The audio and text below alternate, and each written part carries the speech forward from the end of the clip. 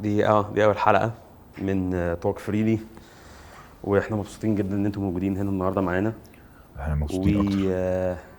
عايز اسالكم سؤال سريع، انتوا كل واحد فيكم عارف مين يعني التاني شغال ايه؟ يعني اللي على السوشيال ميديا بس طب هل انت شايف سورة شغاله ايه؟ يعني انت ايه فكرك عن شغلها؟ كنت بلاش الاسئله محرجه. لا بس يعني باين يعني.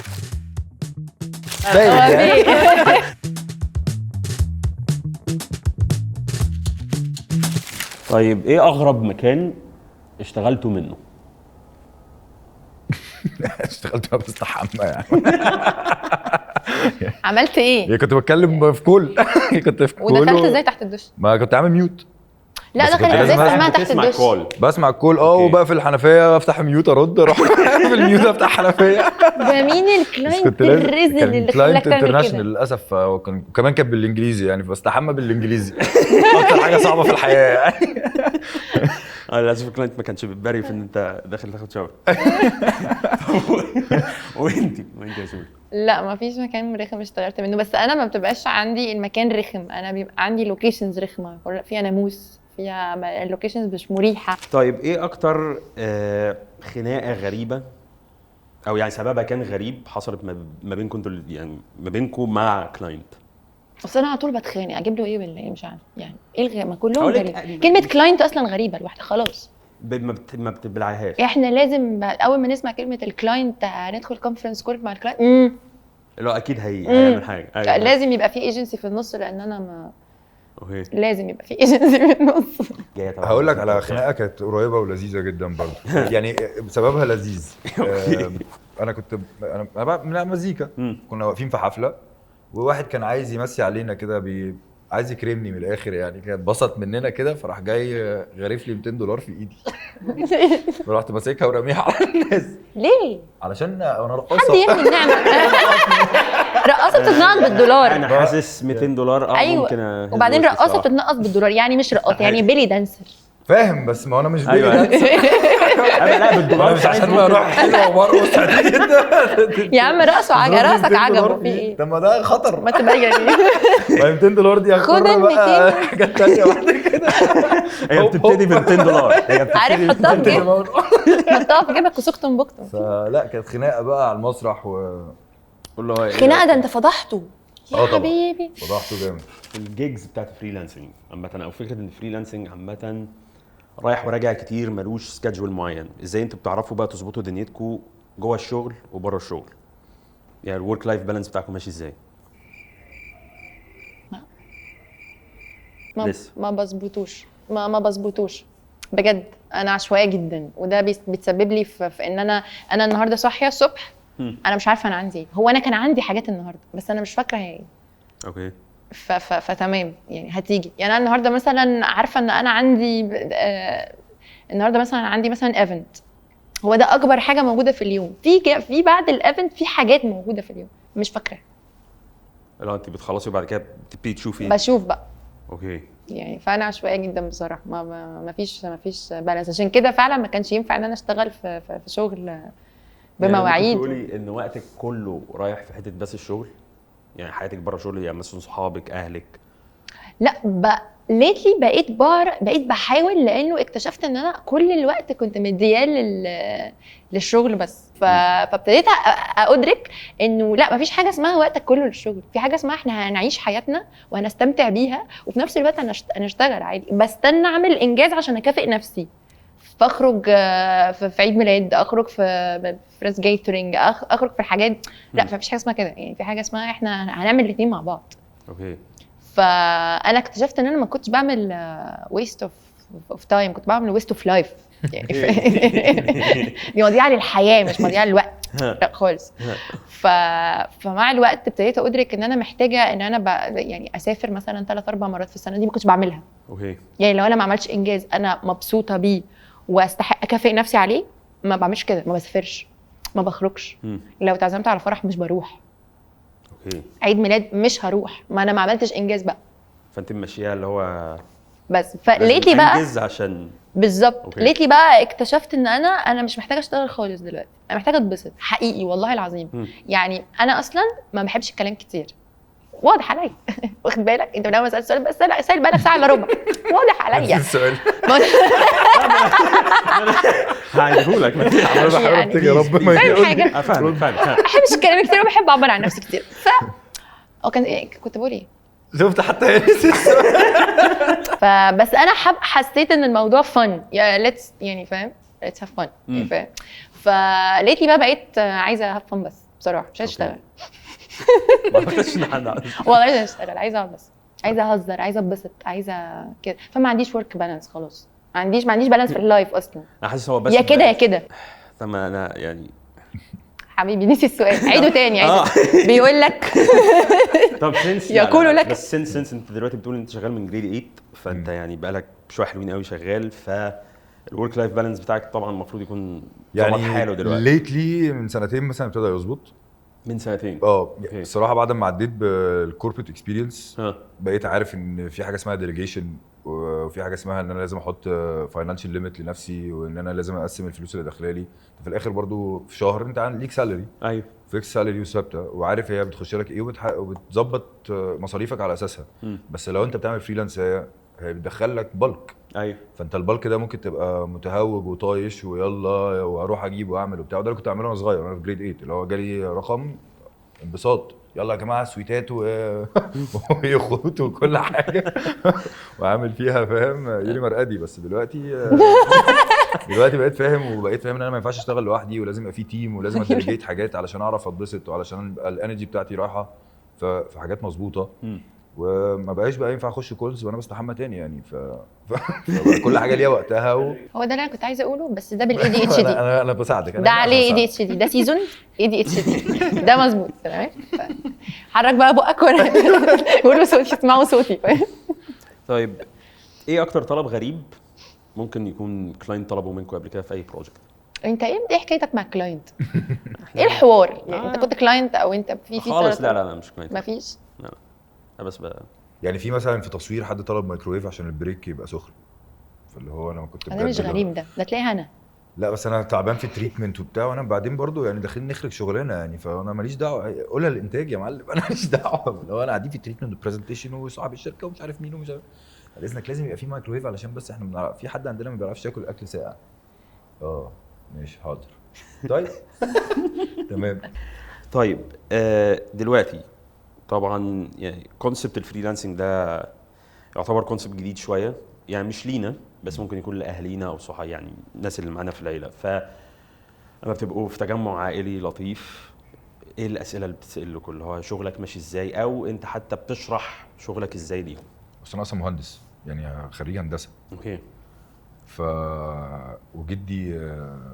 جدي مهندس من اللي عملوا خط برليف يعني فاللي هو مهندس عسكري فبالنسبه له انت سبت الشهاده وبتلف بالليل ترقص المصيبه السوداء في الحياه ده لو عرف ال $200 هيموت انا اسمي شادي احمد وصفي فلما كان بيتكتب مثلا اسمي في اغنيه ولا في فيلم ولا في حاجه بيقول لي لا ما تكتبش شادي وصفي اكتب شادي احمد نهار اسود ده اتبرى يعني ده اتبرى منك خالص يعني لك ان تتخيل عادات العيله عامله ازاي يعني ابتدوا يتقبلوا الموضوع دلوقتي شويه ابتدوا يفهموا ان انا بعمل حاجه فعلا وبالذات لما لعبت في فرح اختي وشافوني وجده كان قاعد هو طبعا مش هيعرف يجي لي حفله فكان قاعد في الفرح وبيتفرج عليا ده انتوا فعلا بتعملوا حاجه ابتدوا يتقبل الحمد لله دلوقتي وانا اصلا ما شرحتش انا قعدت فتره هم مصرين انه لا يعني لا وانا بشتغل اللي عايز يقول لك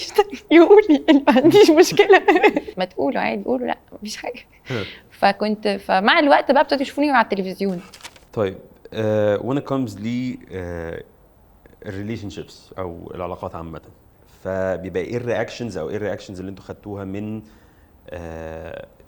يعني من السيجنيفيكانت اذر بتاعكم يا بص انا شغلي مينلي انترتينمنت فهو مش حاجه بتضايق قوي وخطيبتي برضو شغاله في السين الميديا فاحنا يعني ما بنعرفش نشوف بعض كتير عشان شغلنا معظمه في ويك اندز انترتين الناس يعني فدي المشكله الوحيده اللي عندنا احنا الاثنين بس غير كده ايا كان بقى هي عندها حاجه وانا عندي حاجه بتبقى حاجه لذيذه ان احنا نحضر الحاجات لبعض فما فيهاش خنقه غير لو انا عندي مثلا حفلات بره مصر، هي عندها تصوير بره مصر، فما بنعرفش نشوف بعض كتير.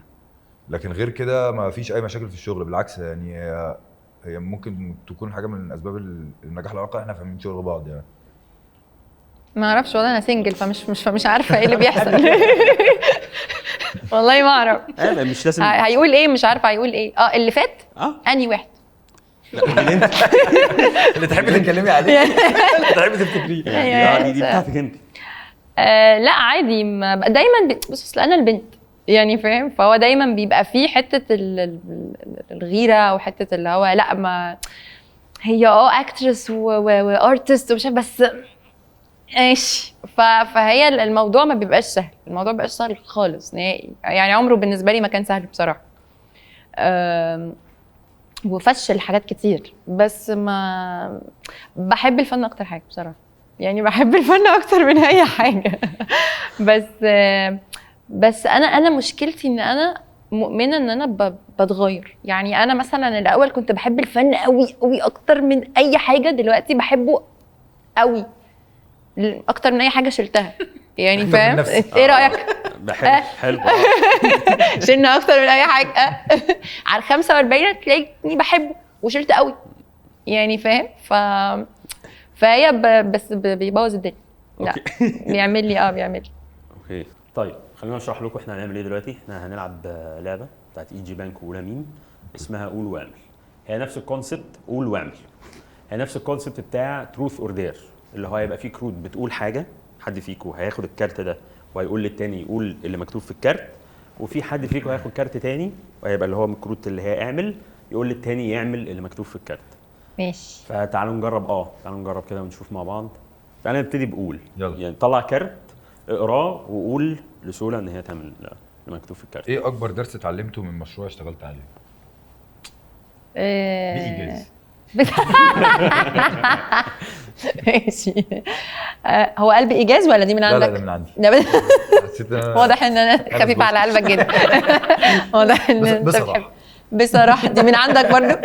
ايه اكبر درس اتعلمته من مشروع اشتغلت عليه؟ لازم ابقى اهدى من كده. ماشي. مين اكتر حد بيلهمك في مجالك؟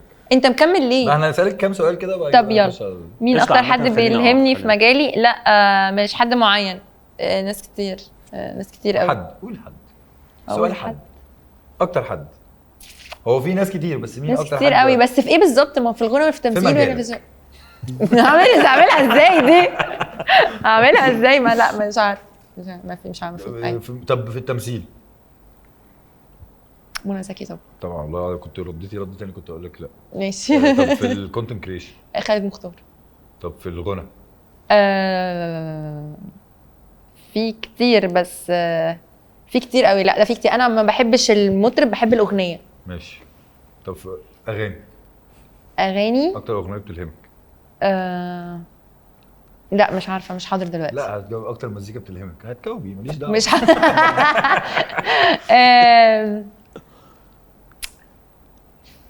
في لا مش فاهم. مزيكة ديسكو مصر. عارفهم؟ عارفهم؟ مين اكتر كلاينت اتبسطت بالشغل معاه؟ كان اي جي بانك تقريبا. لا ما هي لازم تيجي تلقائيه، ما ينفعش اقول اللي هو كان اي جي لا مترتبه قوي.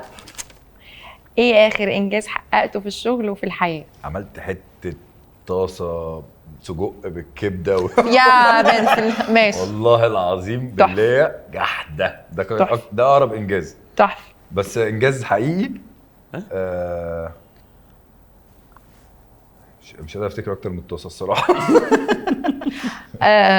ايه اول درس اتعلمته في حياتك المهنيه؟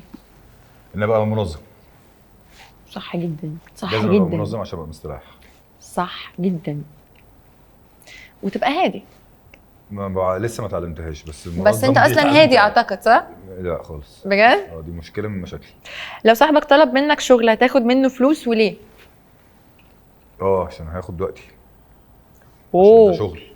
واو. مش بحاسبه على شغلي ومش بحاسبه عليا، بس على الاقل هحاسب على الاكسبنسز بتاعت الناس شغل يعني. قلد رياكشن اوفا في اعلان لما ما حدش بيعمل له حساب.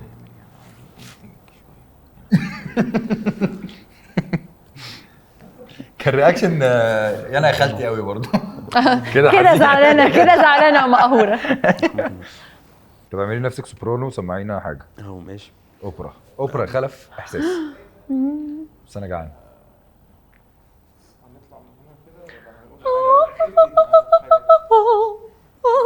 خلاص انا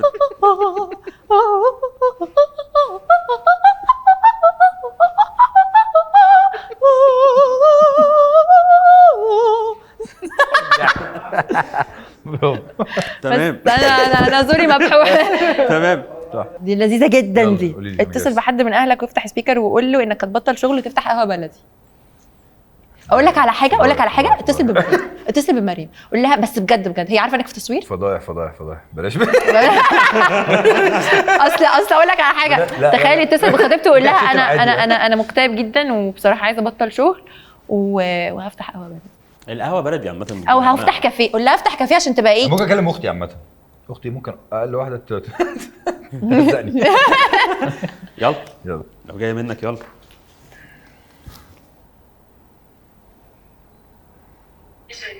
انت فين؟ طب بفكر في حاجه كده الصراحه وقلت اخد رايك فيها. ايه؟ بفكر افكس بقى حوارات بقى ديسكو مصر والشغل وبتاع، افتح قهوه بلدي. قهوة بلدي؟ قهوه بلدي. ازاي؟ قهوه شيشه بقى وقهوه وشاي لا طبعا حرام مبدئيا الشيشة. هتاخد ذنب كل بني ادم بياخد شيشة بيشرب شيشة؟ ايوه عشان بس انا مالي، هو اللي بيشرب انا مالي انا. لا بس انت اللي جايب له الشيشة. طب كركديه بقى وعناب وشاي وقهوه بس ممكن ماشي اعمل. الحاجات دي اوكي مفيش مشكلة، بس انت انا ما عنديش مشكلة في اي حاجة الا الشيشة بس. طب افتح كبده وسجق جنبها عربيه كبده وسجق مثلا. يعني ممكن تعمل مشروع كبدة وسجق عادي، عربية كده. ماشي انت عندك حق فعلا. طيب والواد ادم بقى يجي يشتغل معايا لما يكبر. اكيد. اكيد. انت ايه الهبل اللي انت بتقوليه؟ المشكله ان هي مصدقه جدا وبتقول لك لا شيشه لا ومش عارف ايه ما معانا في الكاميرا خفيه، تحب نذيع ولا؟ ماشي ده انت ميح صفر. يلا روح شوفي بقى انت كنت بتعملي ايه. خلاص ماشي يا تيوشي. كنا بنلعب معاكي في برنامج احنا بنصوره. شكرا. ماشي تيجي على الفضائيات يعني. يلا باي. طب في الاخر كده لو في اي ادفايس ممكن تدوها لاي فريلانسر دلوقتي او اي حد نفسه يبتدي يشق طريقه في الفريلانسنج، هتقولوا له ايه؟ هتبتدي انت ولا ابتدي انا؟ لا ابتدي انت عشان غش منك. ماشي. عندي نصايح للشركات اللي بتشتغل مع فريلانسرز، وعندي نصايح للبنوك، وعندي نصايح للناس اللي بتشتغل فريلانسرز. بس كفريلانسر خليك امشي بمايند سيت الكوربريتس. خليك منظم، خليك عندك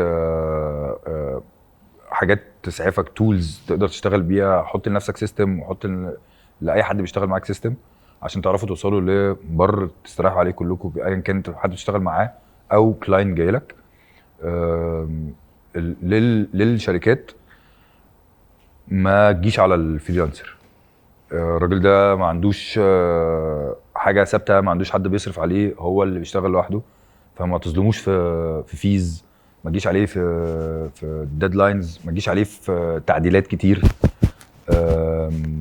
وخليك كونستراكتد كده في شغلك معاه، خلي الشغل فيه بيز واضح وصريح، علشان ده في الاخر الراجل بيجي من طاقته، من فلوسه، من شغله. والبنوك لازم تلاقوا حل نقدر نقبض بيها الناس اللي هي بجد بتشتغل باليوميه. سيليسيون،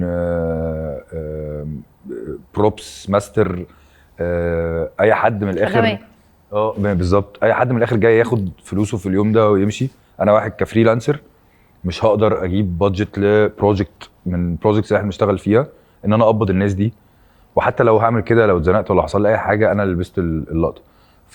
فالبنوك هي الحل الوحيد اللي هو ممكن يوفر ده لاي حد فريلانسر يقدر يريح نفسه، يعني يبقى مش شايل هم الموضوع ده، يقدر حتى يرد الفلوس تاني للبنك بعد فتره معينه، وفي الاخر البرسنتج الشركه هي اللي هتشيلها مش هو اللي هيشيلها، فيبقى وفقنا راسين في الحلال يعني.